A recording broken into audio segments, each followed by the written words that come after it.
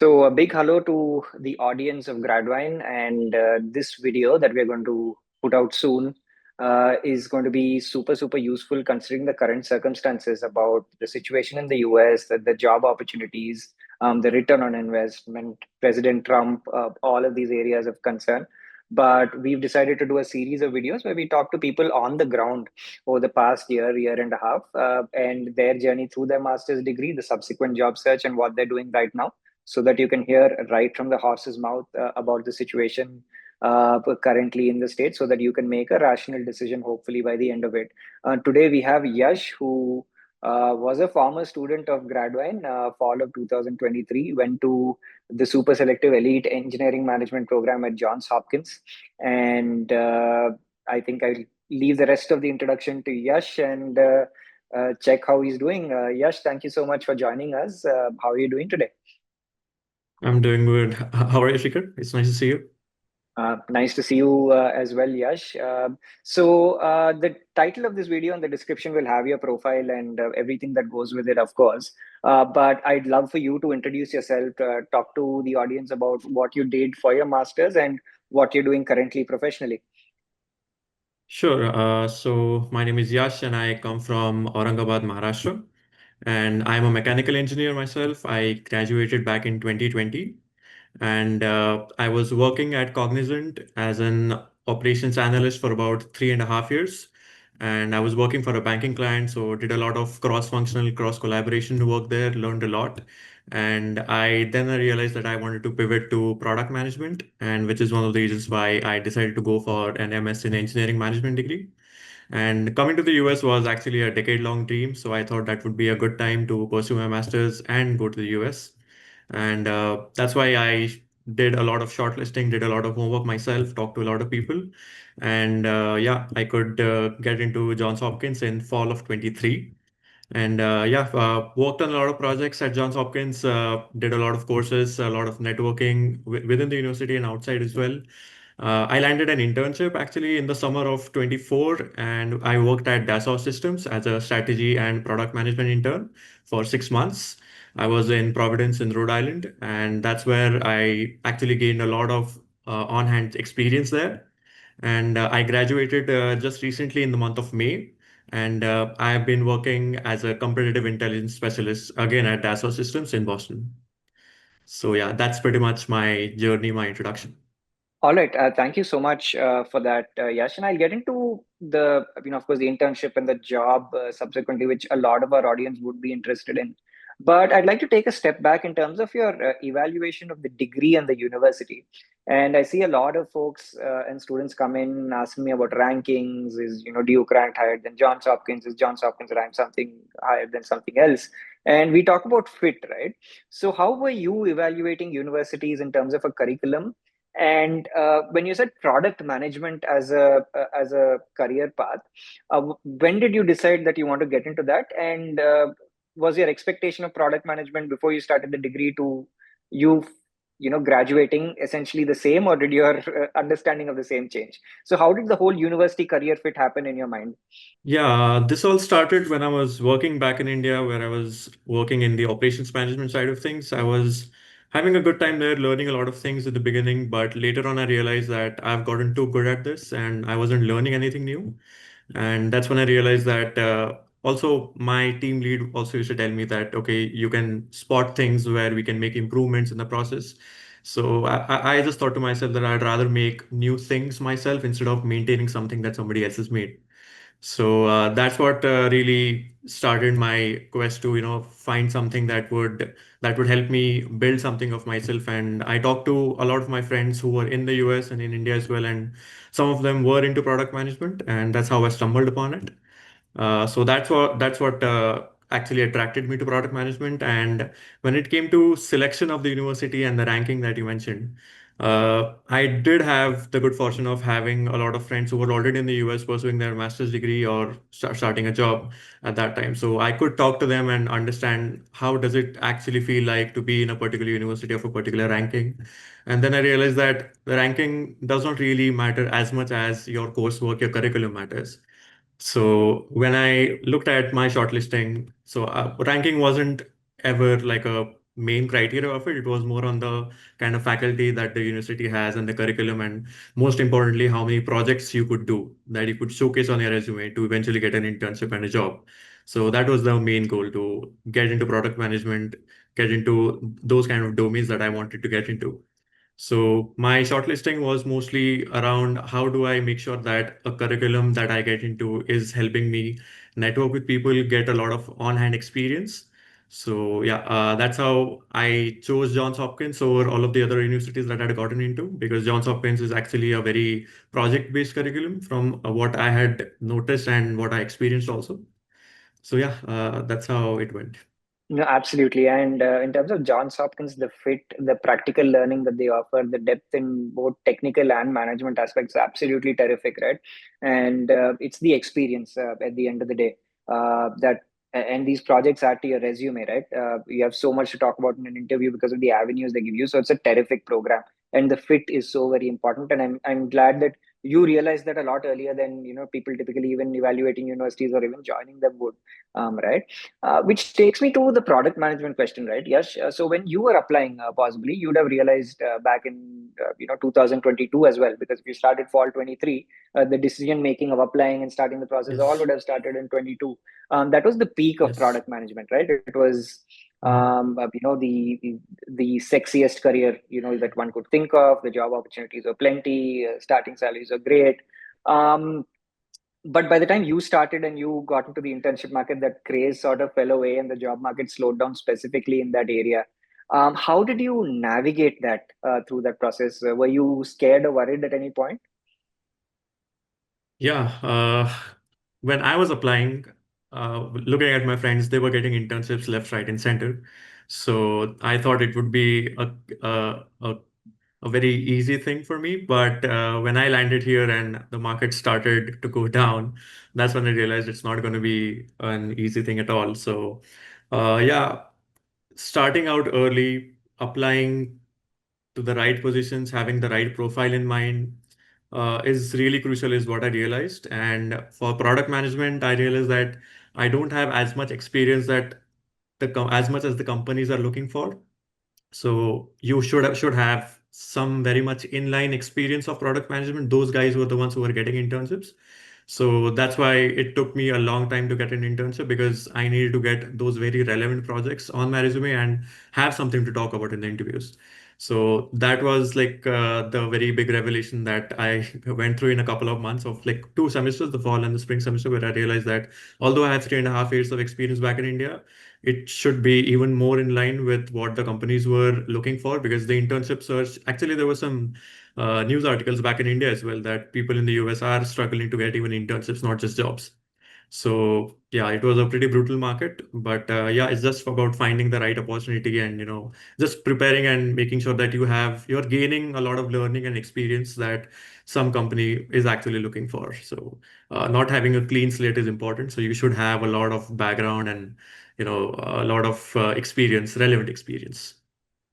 And summer internships. I'm assuming you did a summer internship. That's right, right? Probably in the summer. Yeah, for 6 months, yes. So when did you secure that internship? When did the final acceptance come? And what was the journey to the interview? Like, when did you start applying? When did you do the interview? When did the offer come through? Just a rough timeline. Yeah, I started applying, now that I think about it, a little later than I should have. I started applying around the month of October, in the fall semester, my first semester here. And I started getting interviews as late as March, actually. So it was a huge lag there. Also, I wasn't applying as much with as much volume that I should have applied, because curriculum was very difficult to navigate in the beginning. It was a lot of work, but it all paid off in the second semester when I did have a lot of projects on my resume. And my internship, the one that I did at Dassault Systems, was a 6 month long internship. The interview happened around the third week of April, and acceptance came on the 8th of May. So yeah, I did go through 2 rounds of interviews. So they're 2 hour long interviews. So yeah, so that's how the timeline looked like. So yeah, it was a lot of hard work for a lot of time without hearing anything back. Yeah, yeah, So yeah, that was and challenging. that's the case in the US, right? Or any foreign country for that matter. It's never easy. It's never easy. I think the part of it being slightly more favorable or easy was only during 2020 to 2023 or just after Yeah. COVID. But this was the norm. And of course, you guys navigated a tough, very very tough period.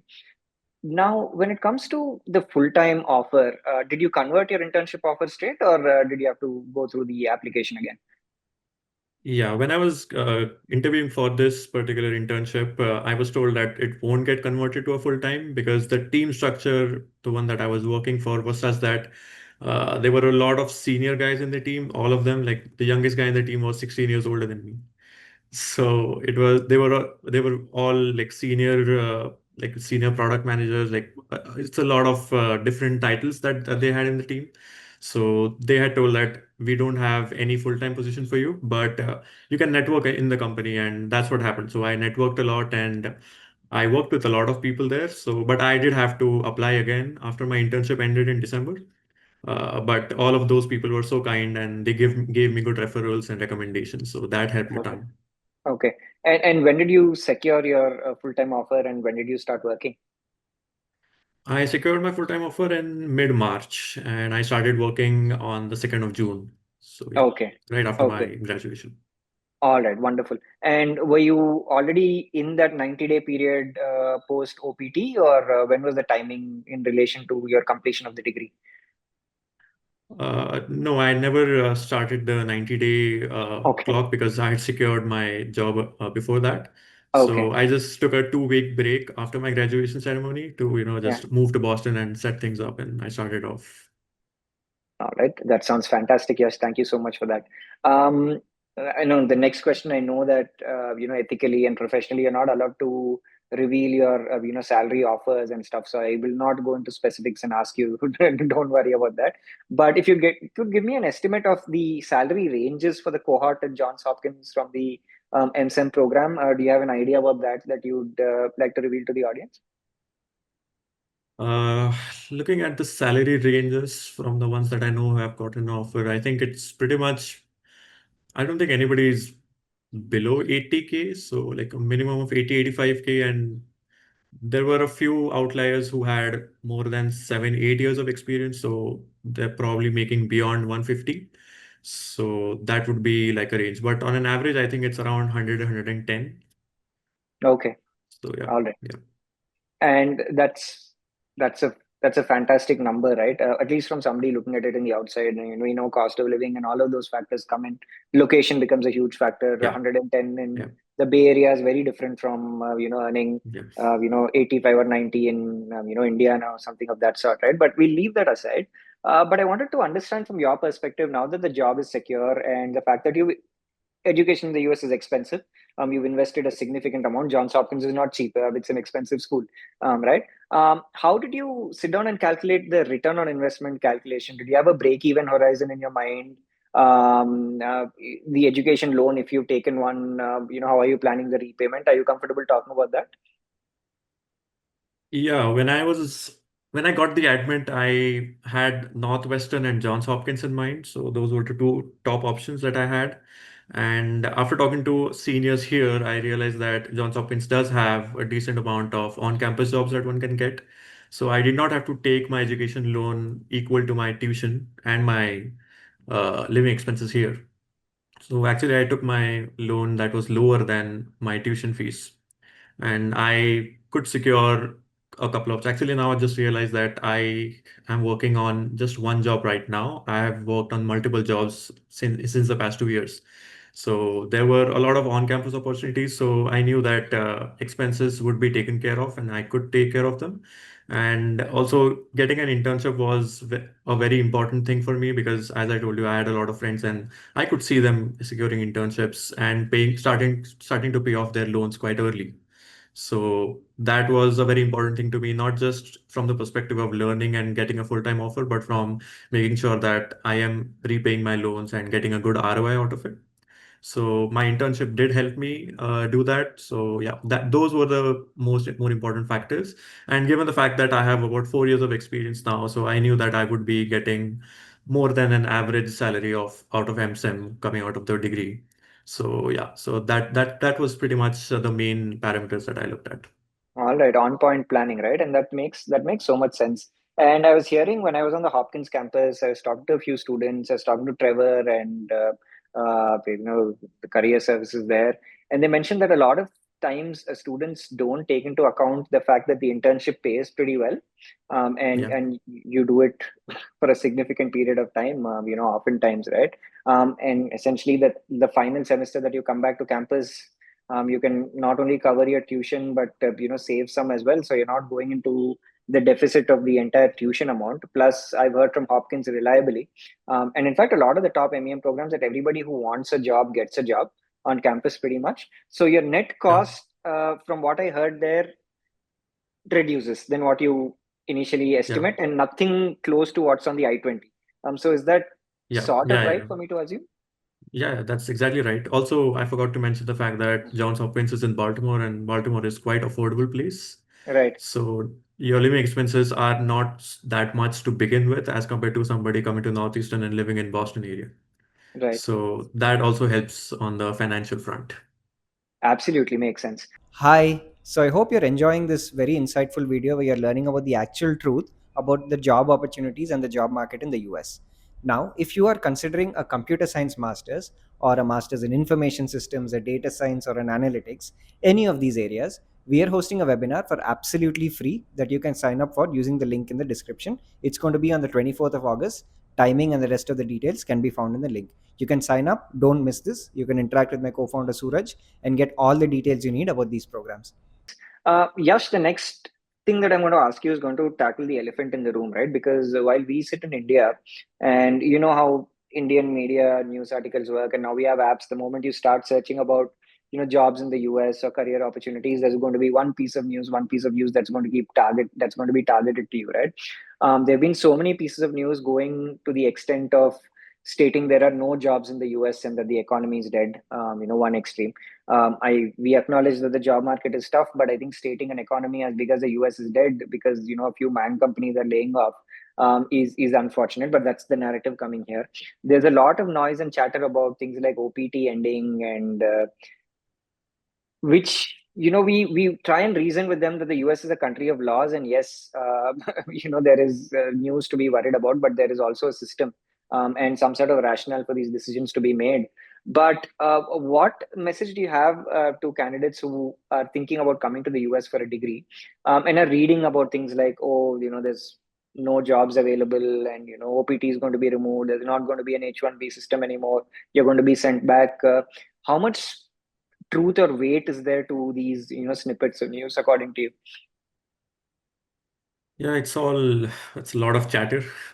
But for somebody who's planning to come to the US, hard work does not go away no matter what. So the most important aspect I think is making sure that you're working hard, really hard, and sacrificing a lot in those year and a half, 2 years that you're here for your masters, and that pays off a lot. When it comes to the changes of laws in OPT or H1B, from what I know, and it's very logical as well that this country has a lot of immigrants here, and they do a lot of skilled work that is not available if for that is not so much prevalent in the US citizens. So even I worked in data systems, and there are so many people who are not from the US, and the kind of work that they are using, it's very difficult to say that any other American citizen would be there, just to match that volume of immigrants that are working here. So I don't think that there will be any changes, not a lot of major changes in the OPT or the H1B, because I'm pretty sure the administration also realizes that it's a lot dependent on the immigrant workers who are coming here with their advanced degrees and investing so much. Yeah. So yeah, just hold tight. And I think if somebody works hard and has a good background and does a lot of planning before coming here, making sure that you are enrolling yourself in a degree that makes sense to you, you're networking right with the people, and you are making sure that you have the skills and not just the degree with the ranking and everything. Nobody really looks at the ranks. So you just need one job, and I'm pretty sure that you'll be able to secure it. The timeline might differ with everyone, but I've noticed that all the time that people who have good work experience in India as a fresher might be a bit dicey now, because I've noticed that trend myself. I'm sure that you have much more data than me looking at the wide range of students in different universities, but at least I have noticed that freshers sometimes struggle a little bit more than people who have work experience. So having maybe 2 years of experience at least for an engineering management degree makes more sense. And having that maturity and skills and experience really helps to secure a job. That's what people are coming here for, right? So yeah, those things, if you have them, you have good planning, then you don't have to worry about anything else. The laws might change a little bit, but I'm pretty sure it won't be so much that you'll be directly sent out of the country or something right after your master's. So I don't think that will happen. That's not logical to me. Pretty much, and it comes down to logic, right? And when I say all right, the H-1B is an uncertainty, the US is expensive, all of these reasons are rational and logical. I understand when people have reservations about that. But what's been troubling me the last 6 months or so is people assuming there are more jobs for international students in other countries. So the reasoning is, oh, I heard the job market is bad in the US, so I want to go to the UK, or so I want to go to Australia, without understanding that this is the country you're talking about that's a quarter of the world's GDP. And Yeah. in fact, you're talking to Eric from Purdue, and he made a very simple point. You talk about Meta laying off, you talk about Amazon laying off, all of these news, on LinkedIn. That is a country with 1,900 companies that does annual revenues of over $1 billion a year. And if you assume that there are more jobs for international candidates in any other destination, then it's a foolhardy decision, right? All the other factors are separate, but and like you said, for the size of that economy, the demand is always going to be there for skilled folks. Might be ups and downs, but it's a big, massive ship that's floating around. So thank you for reiterating that. I think logic has to prevail at some point. The last section of this conversation, Yash, is I want to talk about the university itself. And at Johns Hopkins, the MSEM, maybe some people took a little longer, some people took a little lesser. Did everybody or most people end up securing an internship and a full-time offer, or were there a good chunk who ended up without one and are searching, beyond 6 months and stuff? Yeah, there is always a distribution that I'm seeing that some people have secured an internship and a full time, but some people secured an internship but not a full time, but some people did not secure both. So there's always a mixed bag. And yeah, I don't think I can compare cohorts with different cohorts because the 2021 and 22 cohort must have done really well as compared to my cohort in terms of internships, because looking at the market, which is quite cyclical. So yeah, there is always a mix. But most of the people that I'm noticing right now are getting jobs like probably on an average of 3 to 4 months after graduating. But there are also folks who have gotten it before graduating. So it pretty much, it's a luck factor is also a big thing here, because everybody does work hard. Not everybody gets whatever they want in time. So that's why I said timeline differs. So don't just think that if you work hard and you cannot be entitled to your fruits of your hard work just after you do it.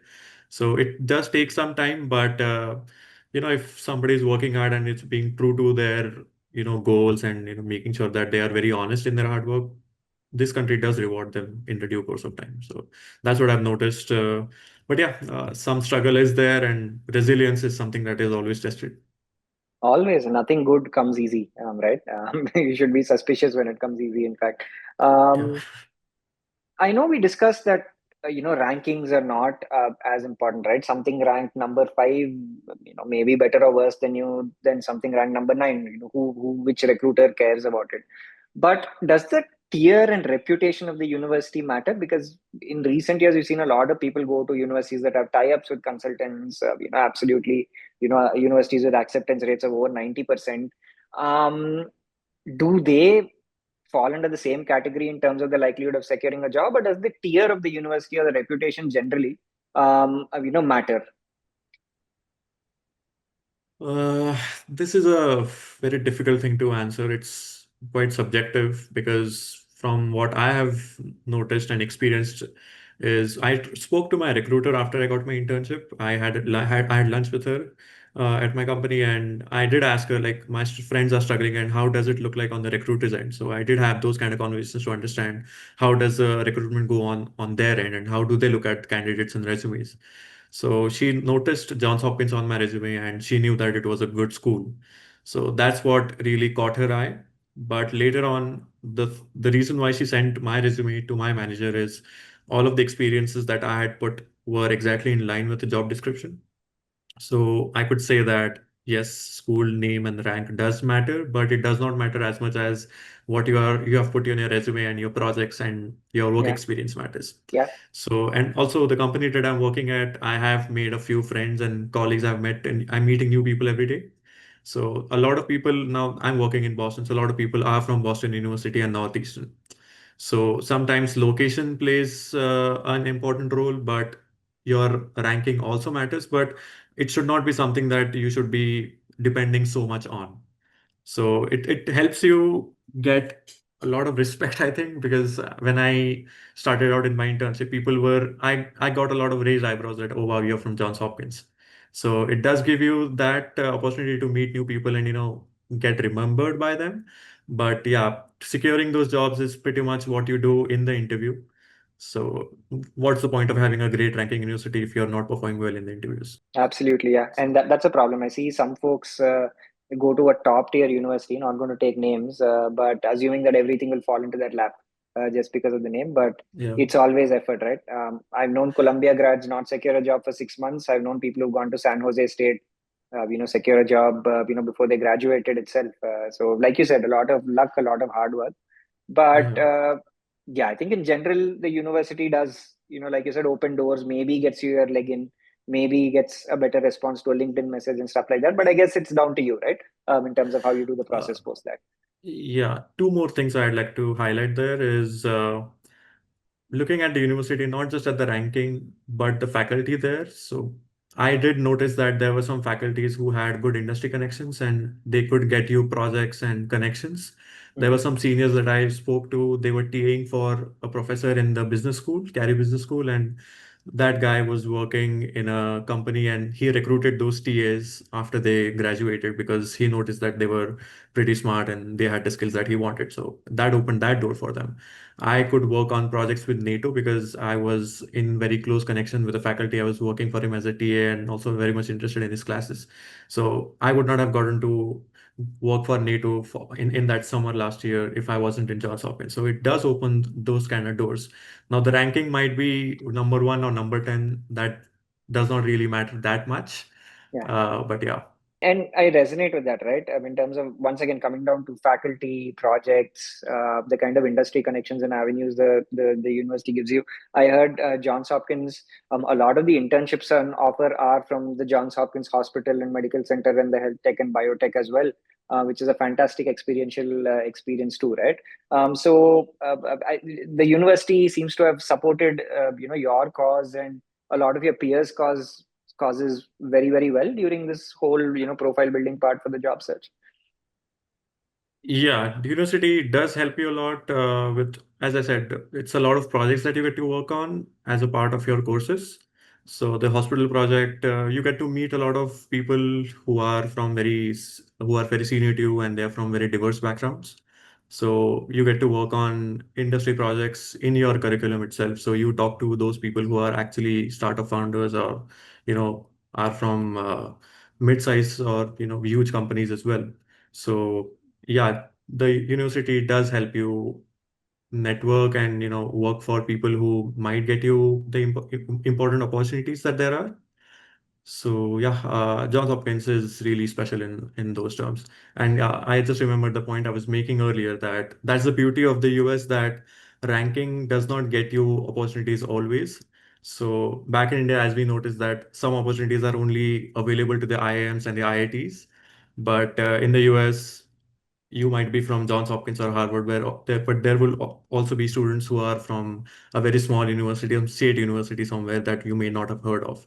So when you're looking at ranking, I think you should be looking at the big picture and why you're coming here. So opportunities are there, and that's what I love about the US. So people don't judge you so much just based on the ranking of university. Absolutely bang on, right? And thank you so much for all of those wonderful insights, Yash. And I think those are all the questions I had from my end. Before we wrap up, do you have any, final bits of advice that you'd like to give students who are thinking about the American dream now or in subsequent years? Any tips that they have to keep in mind before they embark on this journey? Sure. First of all, make sure that you're planning really well before you come here. Planning should be starting a year before you come here, actually. So that starts right from your GRE or SOPs. So basically, following your SOP is something that I have realized is the easiest part. I've also noticed that people don't actually follow their SOPs. So you should be making sure that your purpose that you're writing should be actually your purpose of coming here. So yeah, and starting out early never hurts. So whether it is searching for houses here, making sure that you have good friends. Yeah, I cannot emphasize more on that aspect. Make sure that you have a good friend circle who has the same goal. So, that really creeps into your how much your ability to work hard and making sure that you're not getting distracted and you're not wasting your time here. Because you're on a very short time, year and a half, maybe 2 years is also a very short time. I don't know where the past 2 years actually went. That is really important. And yeah, starting out early with your networking, you're making sure your resume is in line with what you want and making sure that you are networking right with the faculty and with the people to make sure that you are putting yourself in situations where luck can hit you. So I believe that you can create your luck, you can increase the surface area of luck hitting you. So putting yourself in uncomfortable situations, putting yourself in contact with people who might get you the opportunities, that is very important. But as you always say, it's a high risk, high ROI. So just those good planning, making sure you're working really hard, that really pays off. And I'm also pleased to let our audience know that Yash is going to be mentoring with us very shortly. And you've seen all the practical advice that is coming through, and you know the difference between somebody who's lived the journey advising you on how you can make it to the top schools and convey the highlights of the university and your purpose from a technically correct standpoint. You've seen the amount of knowledge Yash has. But yes, you were also a student with us, an applicant with us a few years ago, and it's extremely gratifying to see you at this stage, succeed, secure a job, go through the journey, transformed, from the time of application. So, would you mind, maybe spending a few seconds talking about your experience with Gradvine and that SOP process? Because, like you rightly said, there are other consultants out there who are saying that I'm an SOP writer, I will write your SOP for 5,000 rupees and then you can apply. And we don't do that. Even we do the hard job of iterating and all of that. And now with chat gpt, people don't understand the importance of it. But how was your experience with Gradvine in terms of that process, and any advice you want to give to prospective applicants thinking about building their application materials? Yeah, with Gradvine, I think it's pretty well sorted out. Well, to mention the fact that the founders themselves have gone through the process. So you and Suraj have.